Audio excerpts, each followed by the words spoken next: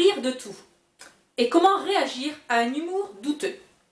Bonjour, je suis Anna Gass, la fondatrice d'Apprendre les bonnes manières. Dans cette vidéo, répondons ensemble à la question « Peut-on rire de tout ?» La réponse généralement donnée est « Oui, mais pas avec tout le monde ». Là aussi, je pense que c'est un jeu de mots. Parce qu'à vrai dire, il y a des sujets qui ne me semblent pas prêts à la rigolade. Par exemple, les agressions sexuelles, tout ce qui est viol et pédophilie. Également tout ce qui est extermination des juifs ou des autres peuples. Ou encore ces blagues lourdes sexuelles. Avec ce rire gras. Bon, en tout cas, avec moi, on ne peut pas en rire. Bon.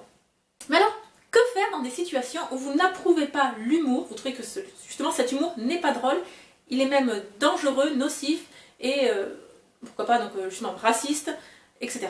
Bon. Plusieurs possibilités. Je vous en propose 5. 1. Ne pas rire.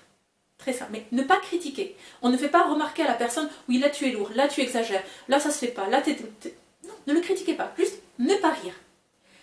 Ça envoie quand même le signe à la personne qui a fait la blague ou la plaisanterie qu'il y a un souci.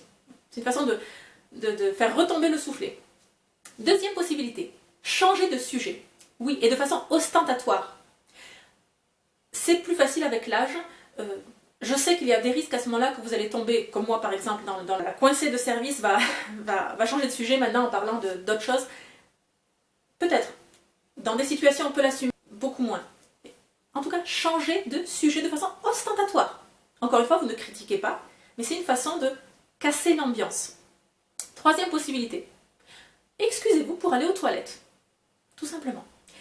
Encore une fois, le fait que vous allez sortir, bouger votre chaise ou sortir du cercle, en tout cas de créer ce mouvement physique, comportemental, vous allez casser l'ambiance. Voilà. Vous allez sortir du cercle, donc paf, il y aura un trou. Ça participe à casser l'ambiance. Quatrième possibilité.